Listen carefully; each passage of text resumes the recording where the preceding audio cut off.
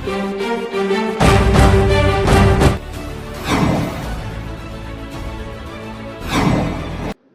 स्वागत है आपका। मेरा नाम है विपिन बेबाक। मेरे साथ मेरे सहयोगी शादाब रिजवी। धन्यवाद सर।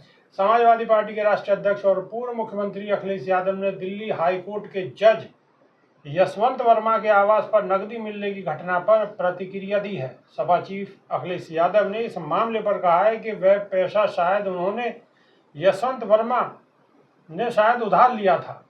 ये तो कुछ ही पैसा पकड़ा गया है। हमने उत्तराखंड में कई सौ करोड़ पैसे पकड़े थे, लेकिन आज तक पता नहीं चला कि वह पैसा किसका है। इसके साथ ही सपा चीफ अखिलेश यादव ने महाकुंभ पर कहा कि महाकुंभ जैसे पावन पवित्र आयोजन में जिन श्रद्धालुओं की जान गई है या खो गए हैं, ना उनका सरकार मुआवजा देना चाहती है और ना ही उन लोगों को खोजना चाहती है। सत्य और धर्म का रास्ता सनातन का है, लेकिन वे प्रदेश सरकार श्रद्धालुओं के मरने पर या खो जाने पर झूठ बोल रहे हैं। प्रचार किया गया है कि ये डिजिटल महाकुंभ था। यदि ऐसा था तो वहां यानी कि महाकुंभ मेला क्षेत्र में से ड्रोन और सीसीटीवी कहां चले गए। वहीं दिल्ली हाईकोर्ट के न्यायाधीश जस्टिस यशवंत वर्मा ने कैशकांड के आरोपों को पूरी तरह से निराधार बताया और कहा कि यह उन्होंने बदनाम करने और फंसाने की साजिश है। इसके साथ ही इन आरोपों पर दिल्ली हाईकोर्ट के मुख्य न्यायाधीश को एक विस्तृत जवाब भेजा है। वहीं सुप्रीम कोर्ट के चीफ जस्टिस संजीव खन्ना ने दिल्ली हाईकोर्ट के जज जस्टिस यशवंत वर्मा पर लगे आरोपों की जांच के लिए 3 जजों की कमेटी का गठन कर दिया है। वहीं जस्टिस यशवंत वर्मा ने सरकारी आवास पर कैश मिलने के आरोप पर कहा है कि न मुझे न मेरे परिवार को कोई नकदी मिली है, साजिश के तहत फंसाने की कोशिश है।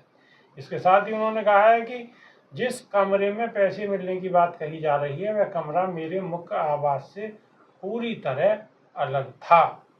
शादाब रिजवी, नोटों का भरा कमरा अलग था, जज साहब का नहीं है। जज साहब का कहना है और सुप्रीम कोर्ट ने 3 जजों की टीम बना दी है, कमेटी गठित कर दी है, लेकिन जांच करेगा कौन और जांच होगी कब तक? देखिए, जिस तरीके से इनके बचाव वाले जवाब आ रहे हैं और ये सफाई पेश करने वाले जो जवाब हैं, उन्हीं में से सवाल खड़े हो रहे हैं। एक तरफ तो ये कह रहे हैं कि हमारे घर के अंदर हमारे आवास में कोई नकदी मिली ही नहीं, ये सब कोरी अफवाह है। दूसरी तरफ खुद ही कह रहे हैं कि जिस कमरे में नकदी की बात की जा रही है वो कमरा हमारे आवास से अलग है। क्यों बताना पड़ रहा है कि वो कमरा आवास से अलग है? जब आपके किसी कमरे में नोट मिले ही नहीं तो फिर वो कौन सा कमरा है जो आपके आवास से अलग है? सीधा सीधा यही सवाल है। आपके जवाब के अंदर ही आपकी चोरी साबित हो रही है। तो ये सबसे बड़ी बात यह है कि इनके घरों से नोट मिल रहे हैं, नकदियाँ मिल रही हैं। इनके घरों के अंदर जो नोटों के पहाड़ लगे हुए हैं, इन नोटों के पहाड़ की अगर जांच करेगा तो करेगा कौन? सबसे बड़ा सवाल ये है। मैं पहले से ही ये बात कहता हूँ कि इस देश की जो जांच एजेंसीज हैं वो ही सरकार के कहीं न कहीं पक्ष में काम कर रही है। जो इस देश की जांच एजेंसियों के अलावा जो और एजेंसियां हैं वो भी सरकार के पक्ष में काम कर रही है, स्वतंत्र रूप से काम नहीं कर रही है। आप देख लीजिए सीबीआई क्या काम कर रही है, आप देख लीजिएगा ईडी क्या काम कर रही है, आप देख लीजिएगा कि जो उत्तर प्रदेश की सरकार की सीबीसीआईडी है वो क्या काम कर रही है। इसी तरीके से तमाम जांच एजेंसीज सरकार के पक्ष में काम करती नजर आ रही हैं। और चुनाव आयोग की आप हालत देख लीजिएगा क्या हो चुकी है। अखिलेश यादव जो इस बात पर सवाल उठा रहे हैं, उन्हीं अखिलेश यादव ने तमाम वीडियोस शेयर की थी सोशल मीडिया प्लेटफॉर्म पर मतदान के समय में, लेकिन कोई उनके ऊपर कोई कार्रवाई नहीं हुई, उनको कोई जवाब तक का नहीं मिल पाया। साथ ही जिस तरीके की ये बात निकली थी, ये बात किसी मीडिया ने नहीं निकाली, ये बात किसी आम आदमी ने नहीं निकाली, ये बात तो जो जाँच की करने के लिए टीम गई थी और दमकल विभाग के जो अधिकारी थे उन्होंने ही फैलाई थी। उन अधिकारियों ने ही बयान दिया था, तभी तो हम लोगों तक बात पहुँची। अब हम लोग यहाँ अपने स्टूडियो में बैठे हैं और जो जनता है, जो आप लोग हैं, आप अपने अपने घरों में बैठे हैं, तो हमें क्या पता यशवंत वर्मा जी के जज साहब के घर में के अंदर क्या चीज़ है क्या चीज़ नहीं है।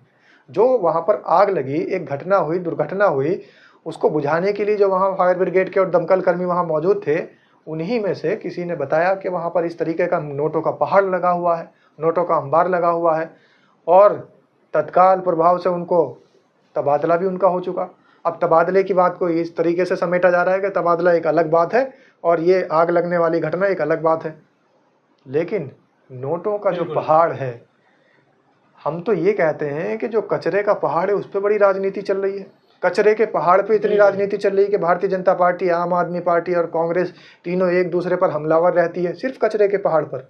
और यहाँ पर तो नोटों का पहाड़ मिला है। नोटों के पहाड़ पर कहीं ना कहीं चुप्पी साधे हुई है। तो नोटों के पहाड़ का वजन तो इतना होता है कि बड़ी बड़ी सरकारें दब जाती हैं। इंटरनेशनल लेवल के पत्रकार, विदेशों के पत्रकार जब आवाज उठाते हैं और नोटों की बात करते हैं और मोदी जी से सवाल करते हैं कि आपके देश के अंदर एक व्यक्ति है जिसका नाम अडानी है, जो कि नोटों की, रिश्वत की, भ्रष्टाचार की कहानियां गढ़ कर बैठा है, उसके खिलाफ मुकदमे दर्ज हो गए हैं, आप उस पर क्या कहना चाहते हैं भारत देश के प्रधानमंत्री जी? तो हमारे देश के प्रधानमंत्री जी कहते हैं वासुदेव कुटुंबकम। इसका क्या मतलब हुआ? इसका मतलब ये हुआ कि सारा जो विश्व है वो एक कुटुंब के समान है, और हमारे देश के अंदर जो अपराधी बैठा है वो आपके भी अपराधी है, तो इसलिए वो आप जवाब दे दो उसका, वो हमारे अपराधी थोड़ी है, वो आपका भी अपराधी है। पूरा विश्व एक कुटुंब है, और वो हमारे देश का ही नहीं है अडानी, पूरे विश्व का है। तो यहाँ पर सवाल कुछ किए जाते हैं, जवाब कुछ और हो जाते हैं। तो पैसे के अंदर तो इतना वजन है, रुपयों के अंदर तो इतना वजन है कि अडानी जैसे व्यक्ति को मोदी जी दूसरे देश के जर्नलिस्टों के सामने जवाब के अंदर भी वासुदेव कुटुंबकम कहकर बच जाते हैं, मामले को रफा दफा कर देते हैं। यहाँ तो नोटों का पूरा पहाड़ सामने प्रत्यक्ष रूप से मिला है, तो फिर रफा दफा क्यों नहीं हो सकता? उसके वजन के तले जजों का दबना, जांच एजेंसियों का दबना बड़ी छोटी सी बात है। इस देश के अंदर बड़े बड़े मुद्दे दबा दिए गए नोटों के पहाड़ों के तले।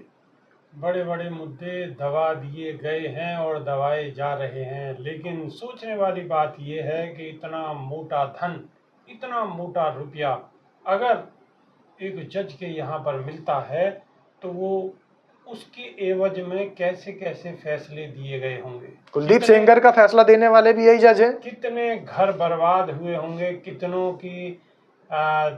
कितने लोगों की जो उम्मीद थी वो उम्मीद बिल्कुल ख़त्म कर दी गई होगी।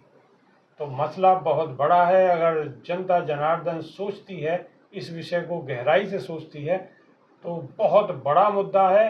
लेकिन देश की राजनीति तो अब कब्रिस्तान में, शमशान में, कब्र में, इन सब मसलों में खोई हुई है, और बड़े बड़े मुद्दे ऐसी सारी चीज़ों में कहीं ना कहीं खो जाते हैं। तो अभी के लिए सिर्फ इतना ही। नई वीडियो में फिर रूबरू होंगे। बहुत बहुत शुक्रिया। नमस्कार। धन्यवाद।